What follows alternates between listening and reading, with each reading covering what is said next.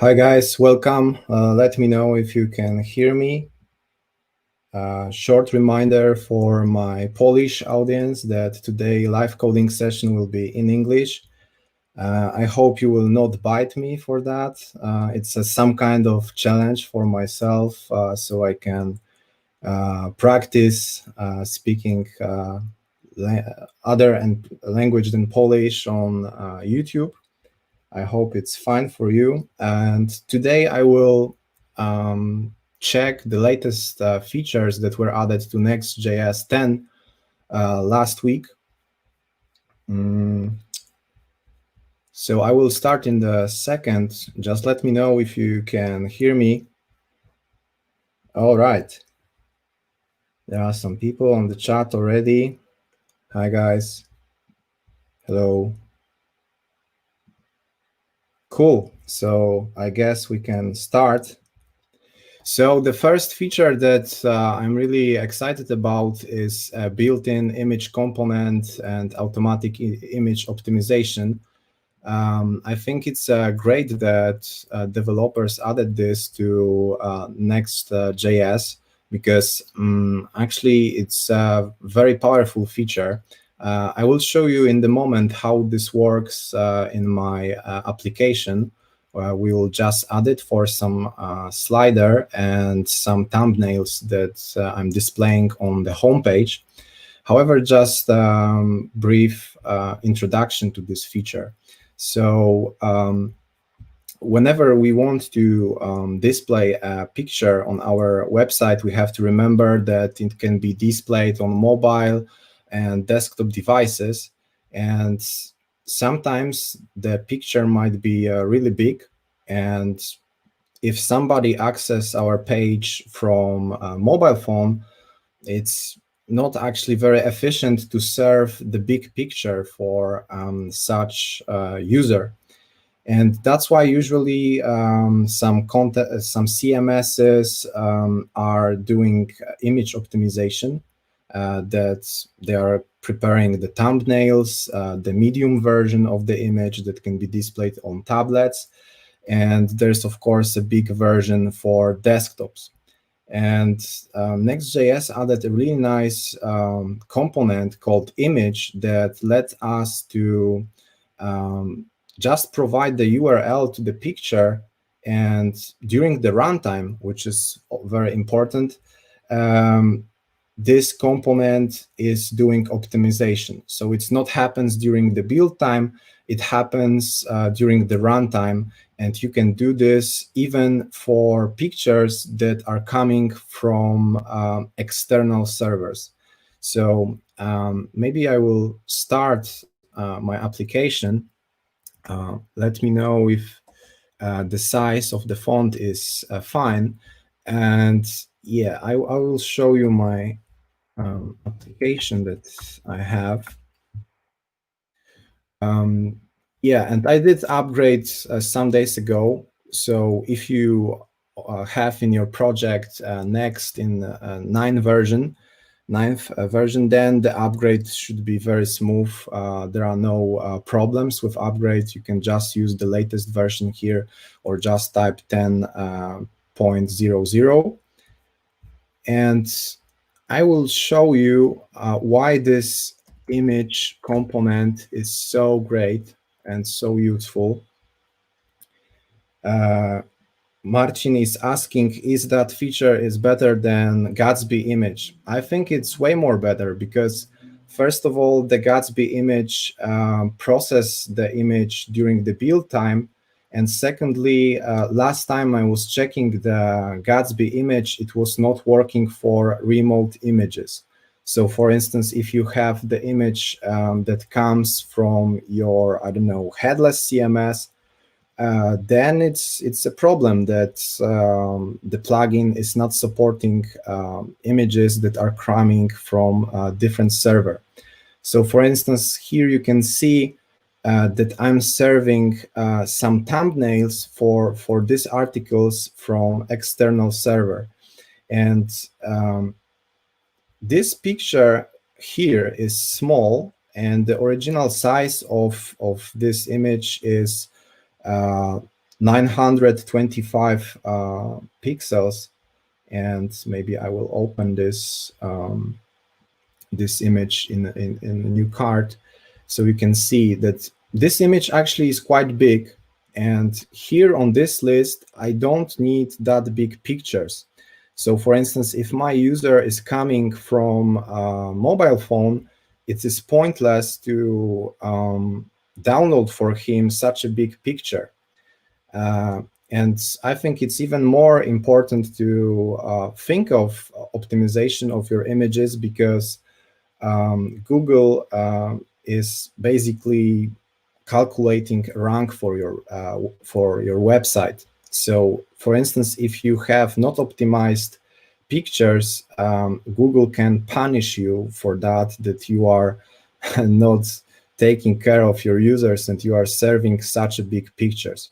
So now let's try to fix this with the latest component that is introduced to Next. Somebody asks, will this live be available later on YouTube? Oh, not sure about that. We will see how the live will go on. If I would be not happy of the results, if I would be not happy of my English and my explanations, it won't be available, but maybe I will keep it for other people. So yeah, so here we have the article card. So this is basically a component which is responsible for showing these articles here. So now I will import image component from Next. And here I have already a styled component called image. I will call it maybe styled image. And I will style the image component that comes from Next.js. For those who don't know what happens here, it's just a styled component. It's a library that lets you style HTML tags or React components. So I think it should work with this. And let me try it. Styled image. And yeah, and I will open maybe the documentation for that component, because my images are coming from external server. So I think there's some additional configuration needed, because Next in the background has to process these images. And if image comes from external domain, you have to specify this in the next config. So next config is a special file where you can set the configuration of the Next.js. So yeah, so I need to check the destination of this picture. One moment. It was pages, index, and we have slides. It's not here. And articles. Okay, articles are coming from some Polish website. Sorry guys that I'm taking pictures from your website. And do we have any other domain here? Okay, and maybe I will also add the domains for the slider.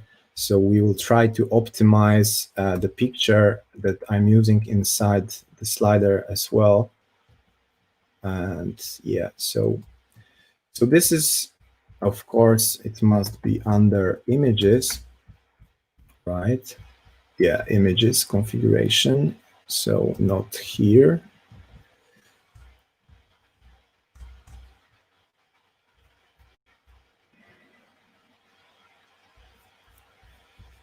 And okay, let's save it. And of course, whenever we do any change to Next configuration file, we have to restart our server. Let me do it. And yeah, so far I just imported the image. I passed it to styled components. I hope it worked. Otherwise, we will have to rewrite this. And we have the image here.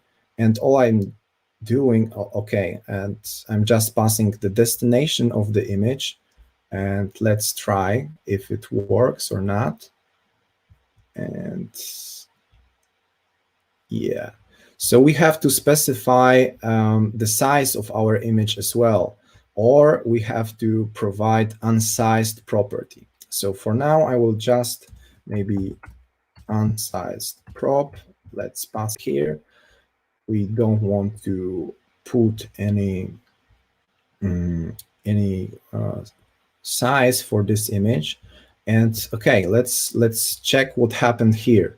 So now, as you can see, the image is not longer served from external server. Right now, this image basically was processed by Next and placed into our Next cache directory. So here we have images, and we can see that Next processed our images to some versions.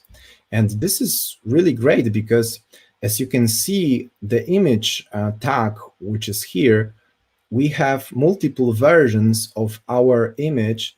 And for instance, if somebody visits our page on desktop, then the Next serves the version of the file for the desktops. So basically, it's a quite big file. However, if somebody accesses the page from the mobile phone, then the browser checks these tags and fetches only the version which is smaller, because it's pointless to fetch the biggest desktop version on the mobile phones. And as you can see, it's, in my opinion, super great that all I have to do is import image, provide the source of the destination where I have the image, and that's it. And Next.js does everything else for me. So it's, I would say, much more simpler than what Gatsby offers, for instance. So let me maybe test the network tab, how it works. We have disable cache, and right now you can see that I'm in the very small viewport, and I will reload everything from scratch. And you can see that now I have a small version of this file, because I accessed the page in the smaller viewport. And now let's maybe check how it behaves if somebody comes to this page on desktop. Then we can see what this component, which image it will fetch. So, which is, and is that this file, or yeah? And now we can see that Next.js served the bigger version, right? We have 925 pixels, and here we have 420. And yeah, I think it's a great feature and super helpful if your website is frequently used by mobile users, that you can offer to your users great experience, because their mobile phone is downloading the smaller version, and all you have to do is just upgrade your Next.js to the latest version. Yeah, so Mikołaj is asking, hey, would it be the live back on YouTube? I don't know how to translate this. Would it be a recording of the live? Yes, if I would be happy after the stream, I will release it. Otherwise, I won't. So, yeah, Patrick, thanks. We'll go to next features shortly, because as you can see, it's powerful, but it's not that much to explain here, right? One great thing about this feature is that the outcome of this processing is the WebP image, which is the image optimized for internet and for the browsers. It's also great that you can use some third-party image processors. There are people that probably are using Cloudinary.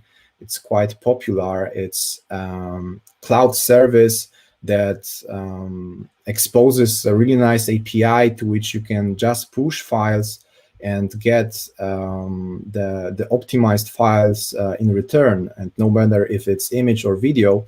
And if for some reason you don't want to use built-in processor in the Next.js, because I don't know, maybe your server is not powerful enough, or you just prefer to use Cloudinary, it's just possible. You can specify which loader you want to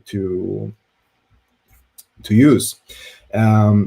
What other things we can do here? Of course, we can specify some device sizes. So by default, we have these versions, but if you prefer to have just 2 versions and not process more versions of the file, it's not a problem. You can just specify this in the configuration. We can also pass the quality that we want to have. Maybe let's try it that way, that I will just pass it here. Okay, so looks like it just processes on the fly.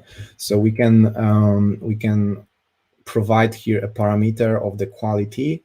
Then, of course, we have a really nice feature about specifying the size of the image. So, for instance, if you have this page here, and if we know that picture is actually really big, then we can specify the size of this picture, and we don't have the jump of the layout. Because sometimes if you have a huge image and you have some content below, and then the page is loading, sometimes the image would be loaded later than the content, and you have some weird jump of your page. And this is also something that Google doesn't like, and it can lower your ranking because of it. And it's kind of cool that you can also use it with this image component. So I really like it. It works. If you have a Next.js in version 9, it should be very easy to update. Okay, I see we have a question from Marcin. I think it has little disadvantage if you want to save server bandwidth, because you keep that pictures on your server. Yeah, exactly. So these files are processed and stored inside your server. And if you have an application which is very popular and you have tons of traffic, then it might be a good idea to use services like Cloudinary or Imagix, or deploy your application to the Vercel, and then you don't have to pay that much attention to the bandwidth. Of course, at the end of the day, you have to pay the bill, right? Cloudinary is not for free, but I think it's quite cheap and it scales. So if you have a huge traffic, you are just spending a bit more money, but I think that's fair, and you don't have to overpay for your server. So maybe I will prepare some video about Cloudinary. It's a very nice, I think, solution for serving and scaling the images. Yeah, it's also all the images are served from continuous content delivery networks. So it's super useful if you have global websites, because, for instance, if somebody from US comes to your website, then the image is served from the closest server. And if somebody comes to your website from Paris, then also the image is served from European servers. So I think that's the great way to avoid the problem of bandwidth and serve always the pictures from the closest server.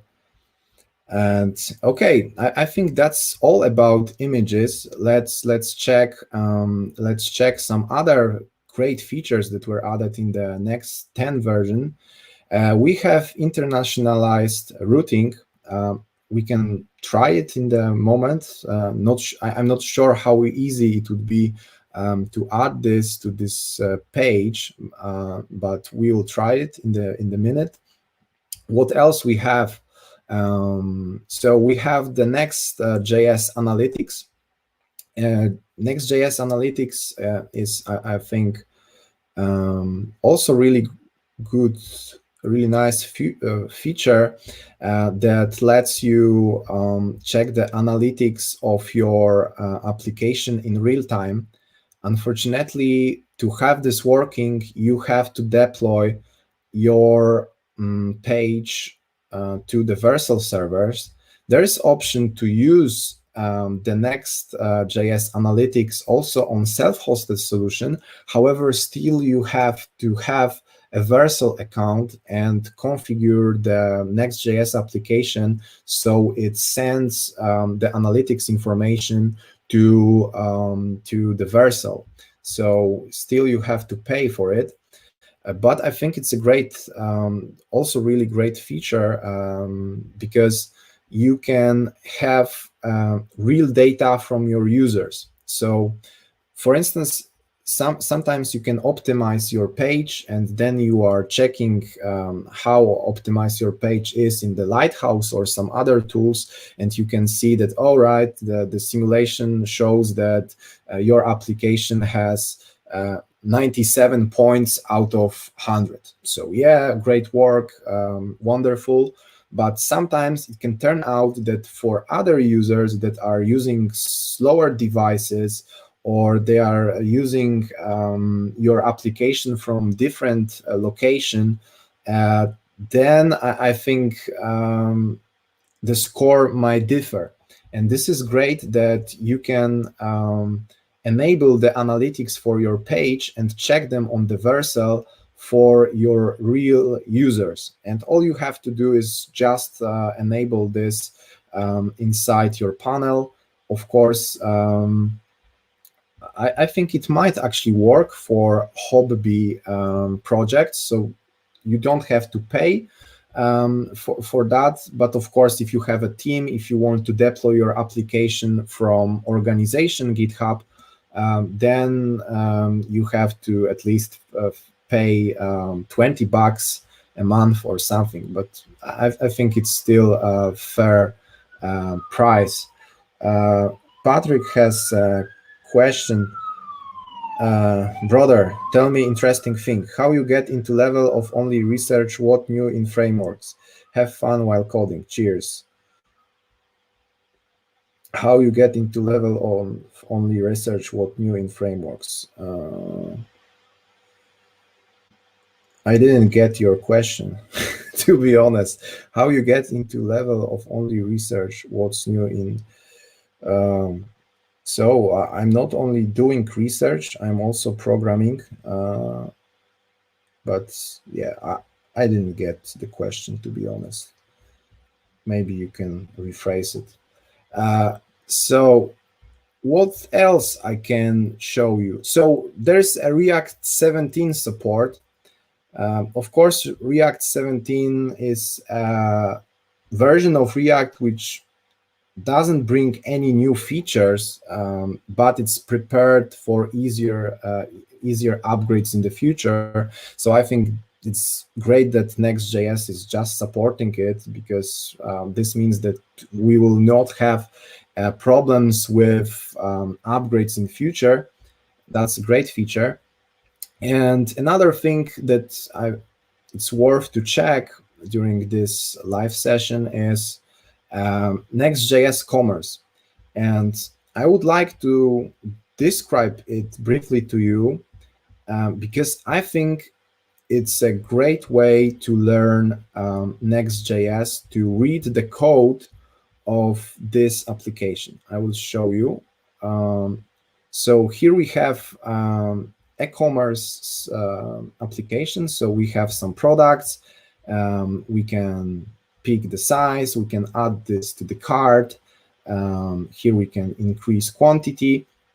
So as you can see, this application looks and works like real application. We can also check how it works on the mobile devices. I'm sure it works perfect. So let's maybe refresh. Okay. Oh, I maybe disable the highlighting of the re-renders. Where was it? General. Yeah, so I will disable it. Yeah, and this application actually is some kind of boilerplate that you can use to start new applications with Next.js. And it's not a plugin, it's not an additional library, it's just a starter that you can find on their GitHub. So all code that was used to build this page, you have it here on the GitHub. You can easily clone it. You can get it to your local machine. You can deploy it immediately to your Vercel account. And I think it's super great project just to read the code. So for instance, let's see the feature which is add to cart. We are clicking add to cart, and as you can see, something shows up from the side. Here we have options to change the quantity of the product. So you can see that we have really nice features here, and you can very easily check how it's implemented. So we have a getStaticProps. We have information about language. We have some params that can be passed to this view. Then we have asynchronous function, which gets all the pages. Then we are fetching information about specific product. So you can check the implementation, how it works, how we can add new product to the cart. And this is connected to the big commerce, and the big commerce is, I think, some third-party e-commerce software as a service that lets you handle your store. So you can add new products, you can process the payments, but just by looking on the code, how it's implemented, you can get idea how you can integrate this front end that you can see here with any other API, with any other existing e-commerce CMS. And I think it's really powerful just to experiment with this, because you have a great UI, you have nice pictures, and you can check, you can basically learn how to program e-commerce stores like that. And as I said, it's a great starting point, because you have all performance ready. You have internalization stuff, you have responsive features, you have theming, dark mode support. So it's just a regular Next.js project that you can check out into your local system and play with it. So I think it's really great that developers from Vercel, they prepared it. Let's maybe check the internalization thing, because to be honest, I'm not sure how this works. So we have pages and products, and yeah, let's check, because I haven't seen the language setting here. And maybe it's not implemented. Not sure about that. Yeah, but we'll check the configuration for internalization. Damian is asking, why don't you stream in 1000p? Yeah, I think my Mac doesn't support it, or maybe it's supported, but the stream would be laggy. Not sure about that, but I need to test it next time. Maybe it's possible, but right now I'm not streaming in full HD, and I can hear that this MacBook is heating, and it's not the cheapest MacBook in the world. So I think just the MacBooks are not perfect machines for streaming. Okay, so we talked a bit about image. Oh, let's go to the top. We talk about image components. It's great. Internationalized routing. We'll check this in a minute. Next.js Analytics, great feature that lets us measure performance live on our applications, so you can see the metrics for your real users. Then we have Next.js Commerce, which is basically a starter, a specific repository that lets you start high-performance e-commerce sites. Then we have support for React 17. Then what else we have here? We have getStaticProps, getServerSideProps, fast refresh. So yeah, so this means that if I have a page with, okay, let's see if I have some page, because this is old project. I don't remember what's here. Maybe here, game. No, because I'm afraid I don't have any getStaticProps here to test it out. Maybe here. No, let's maybe. Okay. Get server side props. Okay, it's maybe here. So let's test it. But how we can test it? Okay, so we have all posts. So let's go admin posts all. Okay, so it shows some records here, and if I will change it to take just 10 records from Prisma and save it, it didn't reload. Why? It's get server side props.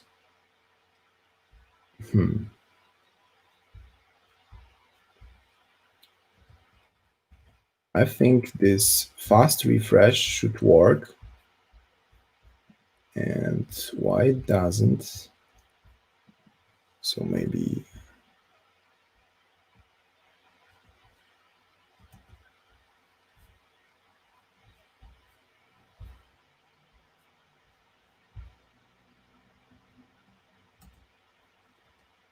I'm if I refresh. If I refreshed it, so I don't, maybe it doesn't work for get server side props.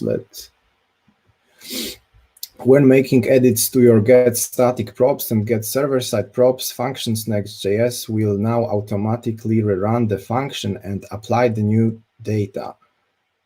This allows you to iterate quicker without having to refresh the page.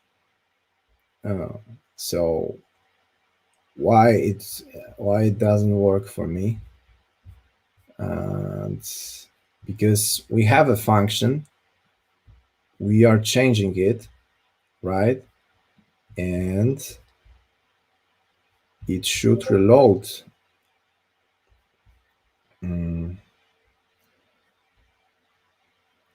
Let me check again. Yeah, so it's compiled, but I would expect that this page reload, and it doesn't. So I don't know, maybe we have to report this to the Next.js team, that for some reason this fast refresh for getServerSideProps doesn't work. Maybe there's something. No, when making edits, I don't know why it doesn't work, but let's see what else they have. Fast refresh for MDX. When using Next.js with MDX through changing context will now leverage fast refresh. I'm not using MDX. MDX is the way that you can mark down that you have content of your page inside the markdown, and you can include their React components. And this is something that I think it's really interesting to projects in which you are building your pages from the markdown, that you can put inside the markdown file a component and actually use it and render it to your users. However, in this project I have here, I don't have any MDX. What else we have here? Importing CSS from third-party React components. Oh, okay, that's I think nice feature, that right now we can import CSS files inside the React components. So previously, I think we had to do it in the top-level component in dash app.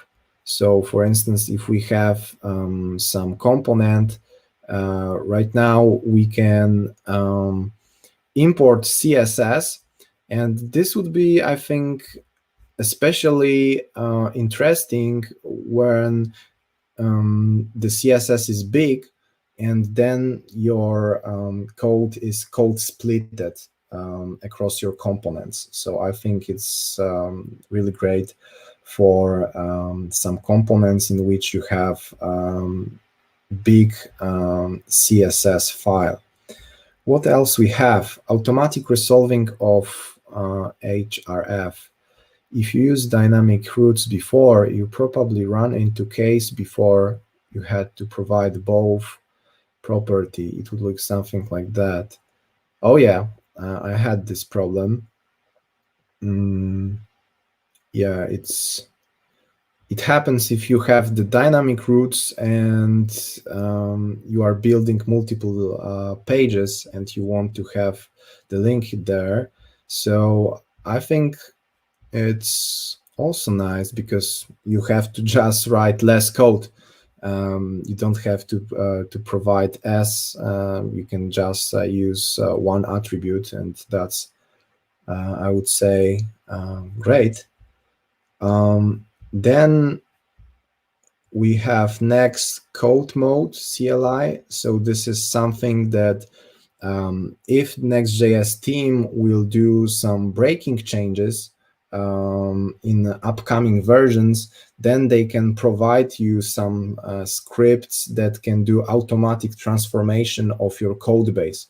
So I think that's really powerful if you have a huge application and you want to upgrade the code base, and then such CLI can help you.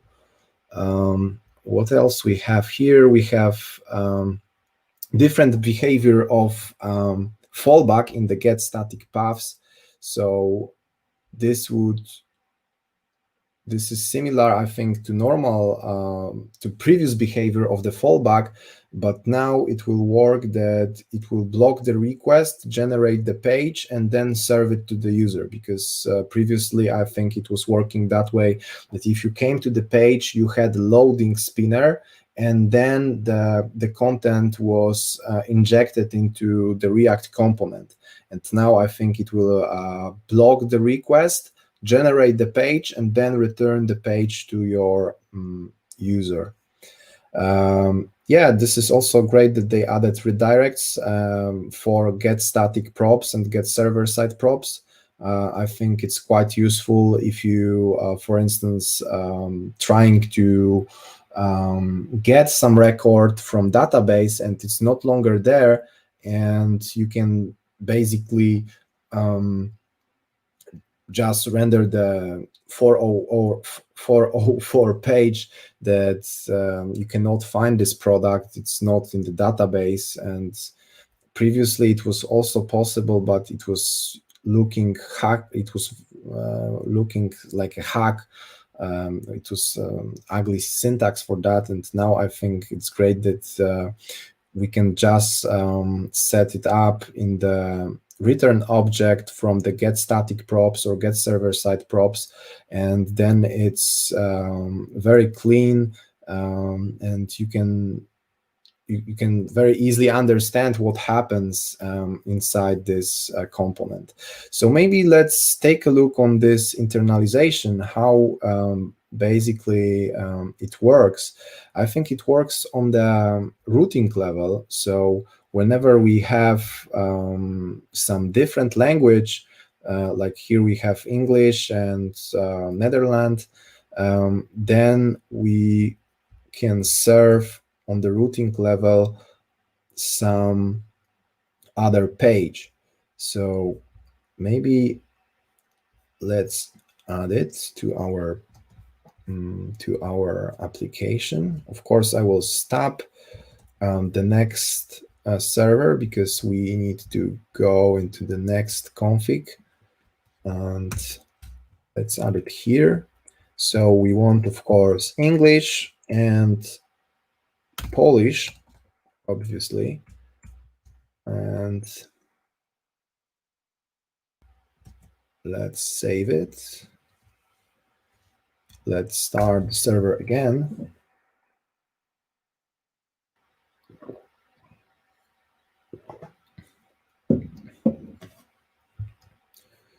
Of course, if you have some questions to what I said, just let me know, because on chat I can hear only the silence. Hi Olaf, hello. And yeah, so we configured the internalization support.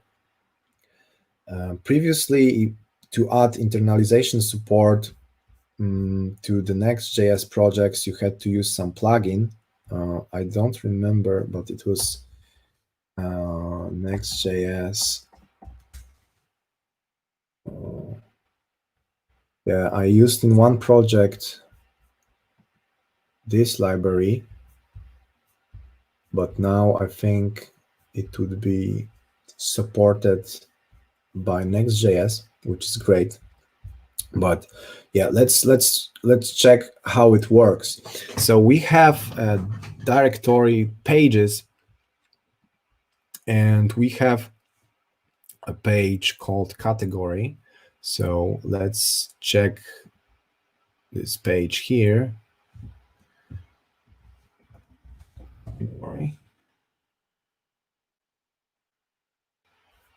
So this is obviously English version, but now we'll create a folder which is called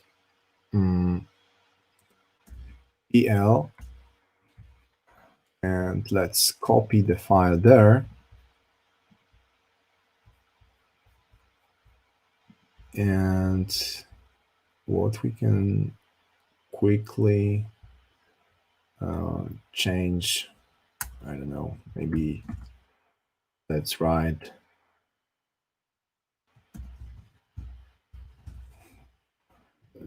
Polska. So here we cannot see it. If we go to PL, of course we would see it, but no, there's no Polska. I cannot see it. Where is it? Container. Maybe it's somewhere here. Oh no. PL.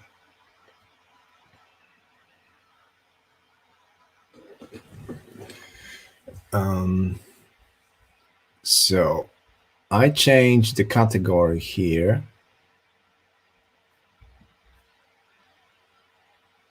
But maybe it renders the same component, right? So maybe let's do it that way. Console log.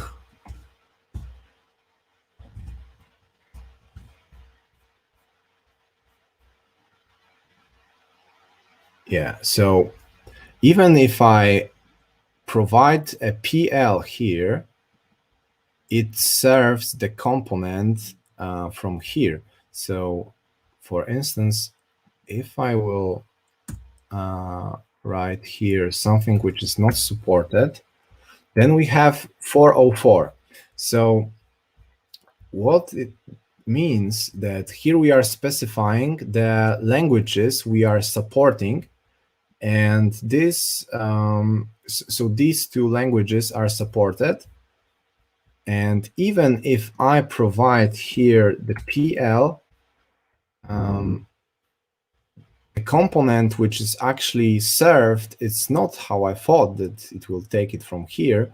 It basically uses the same component from here. Okay, so we can remove this directory from here, and maybe let's maybe let's start with the documentation, because usually that's the best option. I saw a couple of nice memes about programming without documentation. Maybe we'll find it.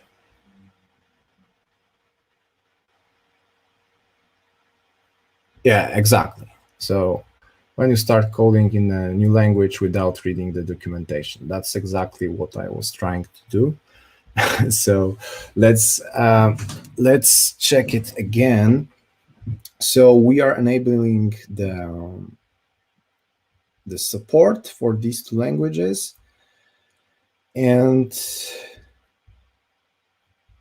we can also set up a domain routing. So whenever so yeah, we should start with that whenever you enter page, then the browser sends a header with the language.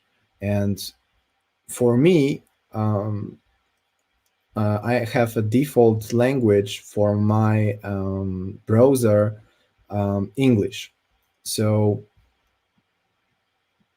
even if I go here, yeah, this will show the English version. We'll check it in the moment, but let's check what's there. Yeah, so built-in language detection based on accept language header, which all modern browsers support. The configured locals will be matched against the accept language header and then redirect according to configured strategy. Okay, so now I think it would be good to change the Brave configuration to use Polish instead of English. And I'm not sure how easy we can do this.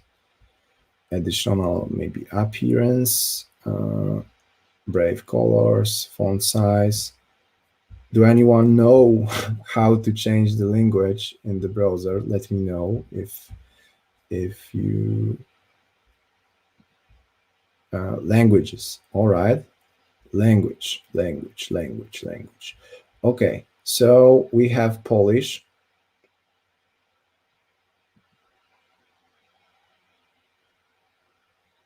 Move to the top. All right. And now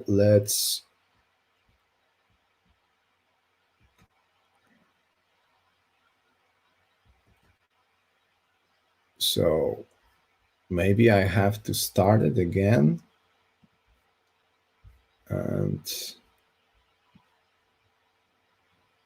then it's still English.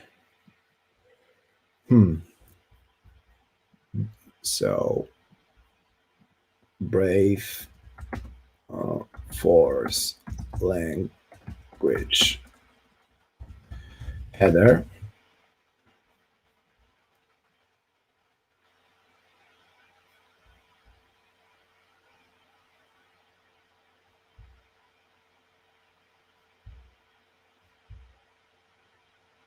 Okay. So does it mean that I have to start it? Maybe let's try Chrome. So Chrome, maybe it would be easier with Chrome, advanced languages, language, add language, Polish. All right. Yeah, let's try it here. Move to the top. Okay. Should I save it somehow or yeah, let's force quit and Chrome again.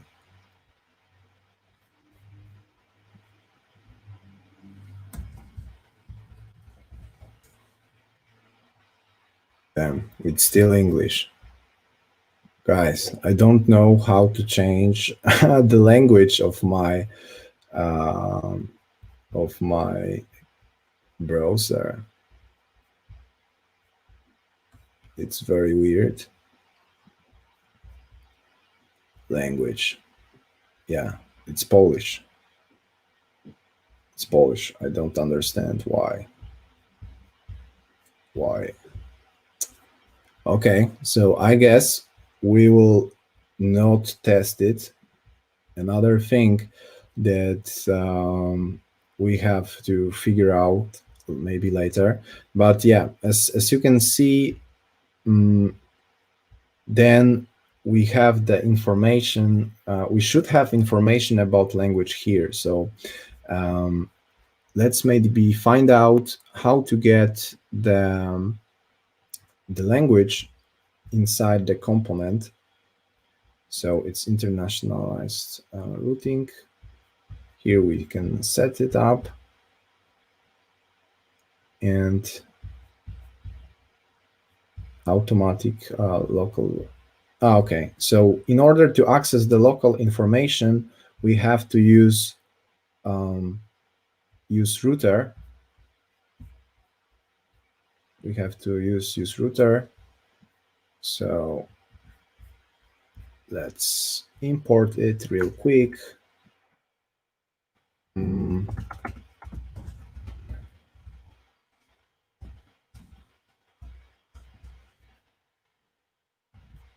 And we can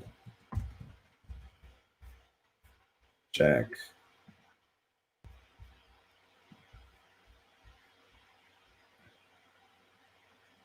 Yeah, so actually the browser is, as you can see, everything here is in English, right? But for some reason the local is PL. Let's change the option again to English and let's see if this works, because maybe the header is sent right. So I will move it down and let's refresh the page again.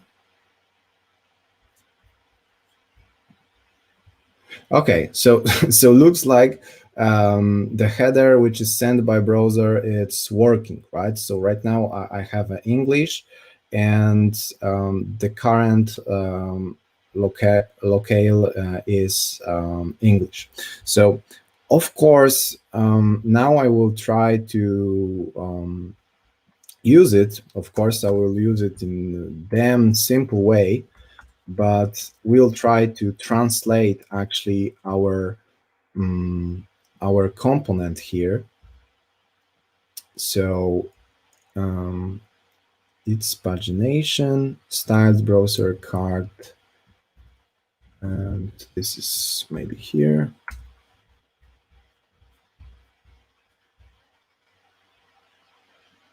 And browse games. I don't know what's with the syntax here,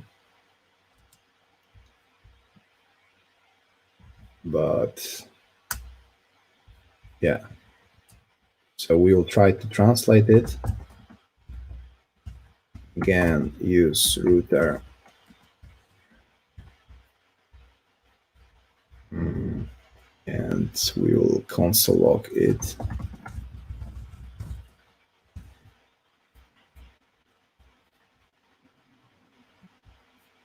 So we are in this component here. Of course, this is not a performant way to use this router and specifically in that component, but I just want to do a short experiment. If I will pass here the PL, yeah, so it takes the local from here as well. So basically what we can do is write something like header title, and if router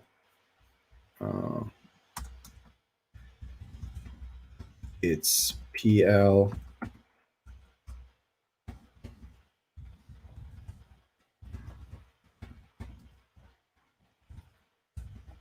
and write it like that and type it here.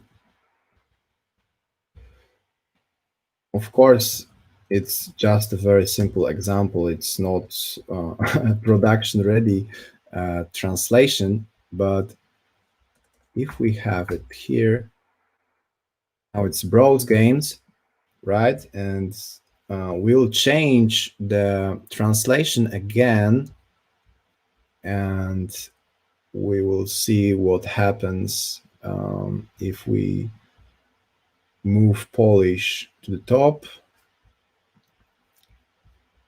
and refresh. And now you can see that's in Polish. So I would say this is quite interesting how we can how we can handle languages, various languages in our app.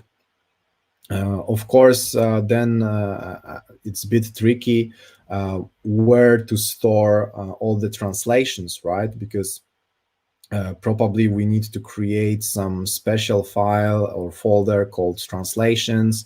There we should prepare some big JSON file with the translations for Poland, Polish translations and English translations, and then just get them from such file effectively. And of course, we should expose with what language the user the user uses for his browser. So it works. Sorry that it took so long, but I thought that changing the language of my browser will change the language of the menu, right? But it looks like it only sends different headers, but for some reason, all the other options here are still in English. So maybe I have to restart the browser.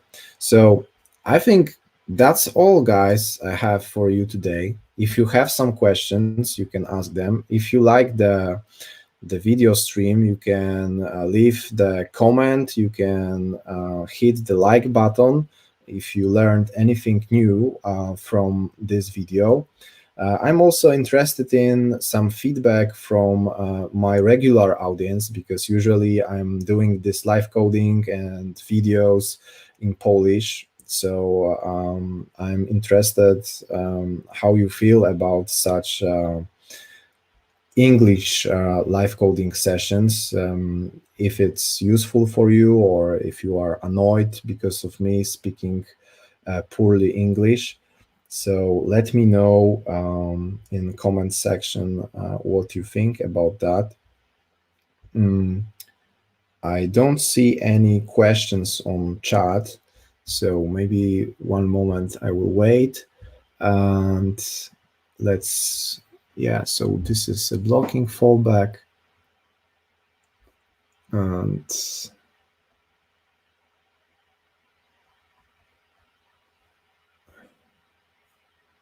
a blocking pre-render when user requests the page for the first time.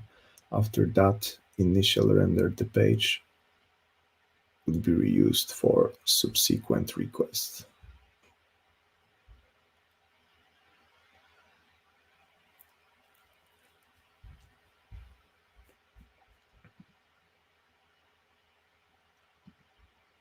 Yeah, thanks Marcin for kind words. Uh, Thanks Bartek. All right, so I think that's all for today. I'm sure we will see next time on this channel. So subscribe to this channel so you have all the updates. And yeah, thanks for today and see you soon.